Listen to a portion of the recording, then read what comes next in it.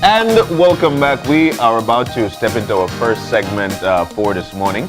We're about to talk about sports in Belize. In with us is the Interim Executive Director, National Sports Council, none other than a good friend of mine, good friend of ours. Everybody knows this guy, Charlie Slusher. Everybody knows you as Charlie Slusher. I must say, first thing, I love the shirt, my brother. Well, thanks, John. I think I learned how to do anything from you.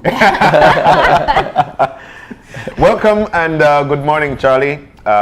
When it comes to sports in Belize, everybody is definitely on top of things in terms of playing some sort of sport. Now, when it comes to the Belize Sports Council, where are we in rolling things out for the Belizean public in terms of sports? Well, I know presently we have a new sports policy that we are definitely trying to see how we could launch it and start going into that direction. But presently the Sports Council does a lot of things, and I know a lot of times the people are not aware of some of the programs that we does, and recently we have been doing a lot around the city, especially on the south side. We have upgraded the lighting at the Yaba Field, the basketball court. Wow. We have done it in Hattieville, we have done it in the Farbers Road area, we have done it in the Iguana Street area. And it's something that we will continue to do. But in other words, we are trying to stick to our policy, which is to provide safe and adequate sports facilities for everybody. Not just everybody in the sense that whatever is your preference, your sports, that there's a facility for you to, for example, if you like basketball, we need to ensure that there's a nice basketball, safe and adequate court for you to go and play ball. Football, likewise, you have lighting, you have the field is in good condition. And again, the important thing is where you live, your community. Yeah. Because a lot of times you might not have access to facilities in your area. You might have to go in a whole different neighborhood, and presently with a lot of situation happening especially in the south side, it is much easier and makes much more sense for whoever in this neighborhood have their own facility and they could play and they could enjoy. There's been the recent upgrades of quite a number of sports facilities across the country. So obviously that does allow for the work of the Sports Council to be able to be enhanced. Talk about how you plan to use these facilities or how they are being used. And how it allows for a greater expansion of sports outside of Belize City. Oh, well, again, providing our aim is basically you want to provide the best facilities for citizens, and with the addition of all those facilities have been built, I think it really improved the sports, even because again, it's like if the facilities are attractive, they're at good standard, it brings out people. Fans would want to come to the game, players would want to play. Yeah. So it exactly improves the sports just by having those type of facilities. And again, it encourages the youths to want to, you want to play that, you want to get into that, you want. So I think it has been a big boost. I know a lot of the teams have been very happy with the upgrade of the facilities, and again, the Sports Council responsibility is also to continue to maintain it and to provide these facilities for our federation and our association. So that is also one of our main mandates, is to ensure that the associations and for example, the Football Association, they have the facility to implement their programs. I think that's such a great point to explore further, because the Sports Council is kind of an overarching body, and then you have individual associations and federations that manage their own sport. What's the relationship like in terms of how the Sports Council works along with your different federation and associations? Well, the relationship, I think, can be much better, and something that I really want to touch is that we need to see more partnership when it comes to the federation, and not just the federation and the Sports Council, but other federation working together, because we always have limited resources, but you use the resources that you use, instead of we put the resources together, we could get much more. And I think that is something, again, with our sports policy, that the Sports Council is not about to start, but is looking very seriously at starting to work closely with the federation, because again, the sports council are not the one in charge of developing sport in the country. It's the federations and the association. But then the sports council is there to assist you for those things to happen. So we have to work together to ensure that. I like that you pointed that out, because I think maybe that's one of the things that people need to understand, especially when there are complaints about lack of activities for people to be able to compete, or lack of development programs instituted by the individual federations or associations. Now, you spoke about it as an assistance type of relationship. With the new sports policy, is it going to be a bit, I don't want to say mandated, but is it going to be a larger responsibility to ensure that if somebody is in charge of an association or federation, that they are allowing for people involved in that particular sport to thrive? Well, that is also something that we are looking at, because I think one of the I don't want to use the word setback, but one of the thing about it is that our sport, even, I don't want to use the word outdated, but it's also have to be up to date to presently. And even though all these associations and federations has to register with the National Association, with the National Sports Council, and by registering, that is where the National Sports Council now is like the watchdog. Yes. We have to ensure that whatever your mandate is, you will be doing it the way you're supposed to do. So if your thing is to develop football, we need to ensure that you follow that guideline as your statutes and bylaws are saying. And I think that maybe over the years we haven't been putting more emphasis in that, and the federation and association just basically act on their own. And but again, it's not, I don't want to use the word watchdog. I think just being that partnership and working together to ensure that sport is developed is more the better word to use. I've got to say, I love the approach that you guys are taking at this particular point.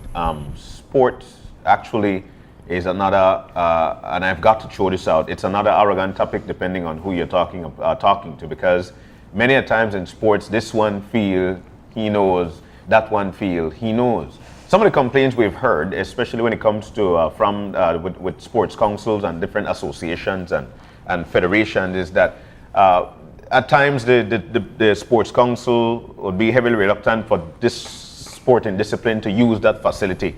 What are some of the guidelines these folks can do in order to approach the sports council to use a facility without having any kind of hostility and say, you know what, this one now I'm going to use it because... What are some of the guidelines one can take if you want to use a facility? Okay, well, normally when it comes to one of the benefit of registering with the National Sports Council, which is the association or federation, is that entitles you to use our facility automatically. As long as you are registered with us as a federation or association, you are entitled to use any facility that the Sports Council have. Now, for any other individual or any person who want to use it, likewise, they can approach the Sports Council and request it. And it's easy as that, you know. And again, our mission and vision in a sense is that we need to have this facility for everybody without no prejudice, like you mentioned. So if John, you have, for example, recently the Central Bank, I think they have organized themselves and wanted to play softball games, and just with the staff, they have access to the Ryder Stadium, they wanted it. So like I said, there's no prejudice when it comes to who use our facilities. Another thing that folks have been talking about is the fact that different sporting activity, there's a season for it. And being in the football world, they would say, you know what, when it comes to the sports council or the schools, the span it's too short. It's too short. The sports council looked into a longer duration when it comes to a specific sporting discipline, or? I think again, just to set the stage, the Sports Council runs 5 sports disciplines within the primary school, and this is run during the school year. Football, volleyball, basketball, softball, and track and field. And again, we have to realize that we are not the ones that develop the sports.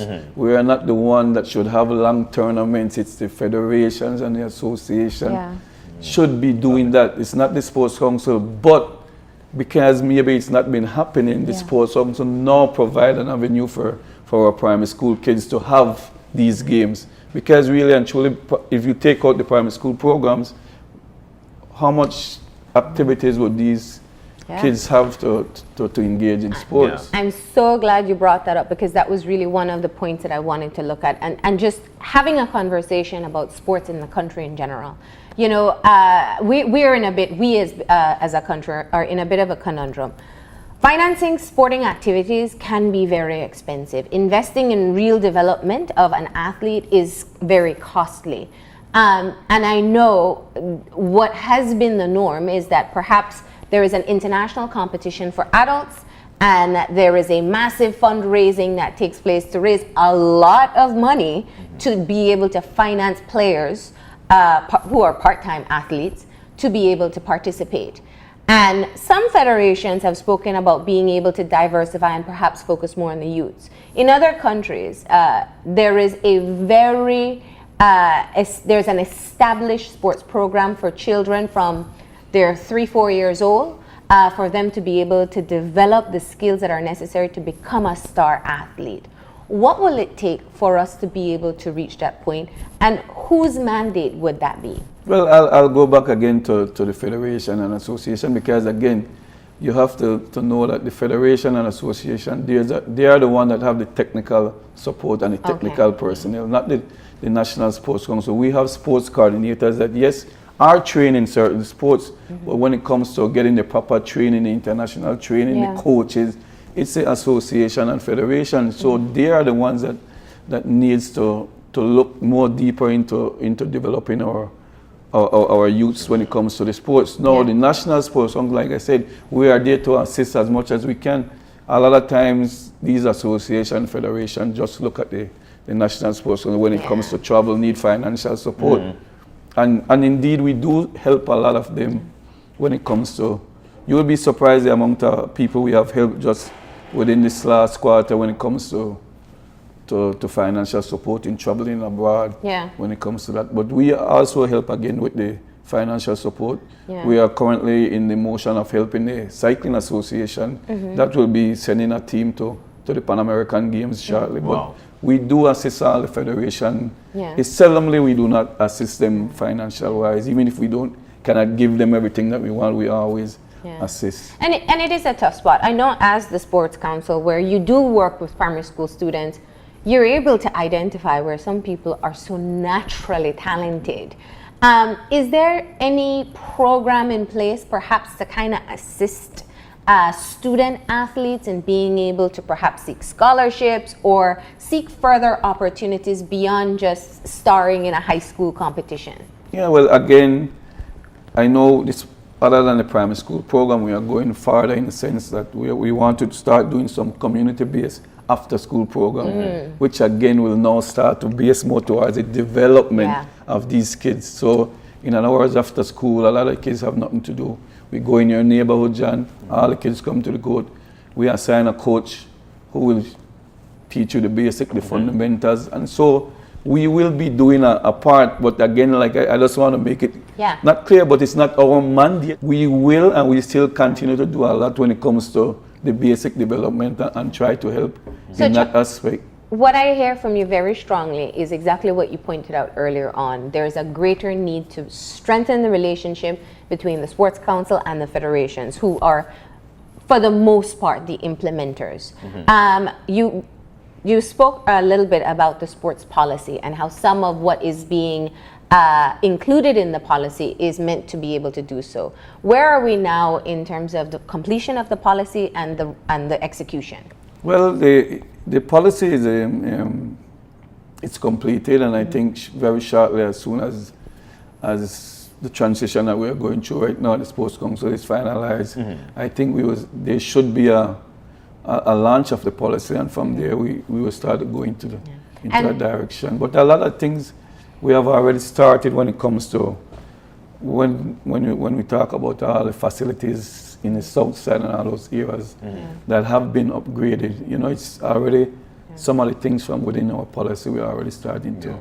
As somebody who's so involved in sports, what about the policy for you really looks promising towards the development of sports in the country? Well, the good thing about the policy, I always say, is that it was not developed by myself. It was developed by all the stakeholders. Yeah. The people that are involved in sports, and they are the ones that knows what we need. They have a good idea, and I think it's a good thing about the policy. Again, one of the best thing about the policy is not that it's not about what I want to do. Maybe tomorrow I wake up and I dream, I want to do this, I suppose. No, that might not be the best situation in this time, but yourself, John, all our participation, we come together and we say, hey, we look at it very closely and we say, hey, this might be our best option right now. And then we follow that. And it becomes easier as long as, that's like your roadmap, Marlene. As long as you have that to follow, it should not be too difficult. So in terms of support that you roll out, what, besides financially, what are other avenues in terms of support the Sports Council gives to? Well, we give, for example, your organization, like for example, I give recently St. Martin School, they're having a sports day. They need somebody to come and mark the pitch, they need officials, they need all those stuff. They write to the Sports Council, they have the official, they have the guys to mark their field, to mark their track, to do whatever they want when it comes to sports. So all those stuff we actually do also. Wow. Now, go ahead. It seems that you guys are really active in terms of getting people involved. One of the things that we know as well is that parents getting involved. There are some parents who would say, you know what, I don't want my child to be out there. That is not paying the bills. Do we have any support there from the Sports Council in terms of advocating to parents that, you know what, this might just be an avenue for you guys to eventually uplift when it comes to living, when it comes to life? And I think one of the community-based programs, I have not mentioned it, but some of the programs that we are doing is that we are not just focusing on developing the skills of the players. And again, like I said, it goes back to the federation and association thing. We are more focusing on developing the person as a whole. You know, so we're using sports to develop, John, that you could be a better citizen. So more, you know, respect for each other. Just that life skills and that transfer from what you learn on the court, respecting each other, and you could take that on the street, you could take that in your neighborhood. So a lot of time our focus again, we don't want to just focus on developing you to be a world-class athlete. At the young level we need, and I think it's something that we need more presently in our societies. Let us start just developing our kids to be better people, and not just focusing on them. And building that discipline, discipline. especially because that's hard to build as they become adult athletes. Definitely. So let's dive further into the different disciplines that you have been focusing on. I recall when you all started the high school cycling competition as well. That was something new for the council. Let's talk about some of the other areas that you work. Well, the other areas, we have a PE in school program again, that a lot of schools might not have a PE teacher. You need one. We send one of our sports coordinator. I think presently right now, Miss Kaya Katus, she's at the Edward P. York High School, helping them when it comes to her PE class. So a lot of the primary school within the city, you need a PE teacher. We will send our sports coordinator to assist you there. And then you have your primary school and high school tournaments. No, our mandate is really just limited to the primary school programs. School, okay. Yes, there's a NSSS here, there's an organization that runs the high school program, but we are basically at the primary school. And you're doing volleyball, basketball. 5 discipline, football, softball, and track and field. So we're limited to that for the fact that rugby is coming on scene. There is a new sport. There is a new. We were talking about it after during the commercial break. So there are a lot of different sporting disciplines that are really getting popular in Belize, and like we mentioned, rugby is something that they've been playing hard there in San Pedro. That's something that folks have been looking forward to. You've seen it on the screens. What do you guys think? And how can they become a part of the Sports Council? How can the Sports Council say, you know what, we'll adapt this one? Well, they can. There's certain procedures that they have to follow to be registered. But I can tell you already, we have been supporting the rugby group with allowing them to use the Marion Jones see them on a weekly basis to do their training. But we, like I said, our policy, our mandate is promoting sport for everyone. Okay. Yeah. What about in the aspect of sports medicine? The sports council, is there anything going on when it comes to sports medicine? Because playing a sport, being out there, you're prone to an injury. Well, again, our sports coordinators, most of us are trained in that, because I know most of the time we are the first one on the scene when things happen. So we need to at least have a basic idea of the things, how to approach the situation as it occurs. So again, like I said, we might not be the expert when it comes to certain things, but most of our sports coordinators are trained in various aspects of those stuff. Yeah. Are there volunteer work at the Belize Sports Council? At the National Sports Council? Volunteer work. There are a lot of people right now who would say, you know what, like for instance, and I love the way that you mentioned, like Kaya, for example, who is actually at EPR. She's doing some physical education there. There are a lot of folks who would want to be on that bandwagon. Do they have like a volunteer work? Yes, we always use volunteers. For example, we had the Kadekade game. A lot of volunteers was there to assist us with that. You know, and with our national event, when we have our national primary school event, volunteers are there, and we always welcome them to be a part of the process. Now, one of the greatest challenges we've seen in sports in Belize is women involvement in sports and the support for women involvement in sports. And I hear from what you've explained in terms of the interaction that it would be primarily a responsibility of the federations and associations. But given what we see and understand in the landscape, it's not something that's being fulfilled. Is it included as a part of the mandate for the federations and associations that they should allow for equal play and opportunities for women? Definitely. And why is this not something that we're seeing at this point? Definitely. I think you're really right in the sense that in most of the sports, a lot of attention have not been given to women when it comes to the sport, and it's something that we really need to start working on. Because honestly, being around sports, I see women have great potential when it comes to sports in this country, and it's sad that we haven't been putting as much. But again, that is part of our policy when it comes to gender equality. And I can tell you we have already started. Recently we supported, I think it was Crisel Castillo on our program. Yeah. We supported Kaya Katus, we supported the cross-country champ Alicia Thompson. We recently supported the Fury football, the women team that is going to compete. So it's something again that we are pushing to do our part in supporting women in sport in this country. Wow. Now, what is your hope in terms of being able, I think putting together a policy is a great way to have an established way forward. But oftentimes with policies, because they're kind of just guiding documents, the enforcement can be a bit difficult and the execution may not go as was primarily planned. What is being done to ensure that this policy won't just be something that's put on a desk somewhere and, every now and again you'll remember that it's there? No, you're right, and I think I know our CEO is very passionate about not making that happen. Yeah. Ms.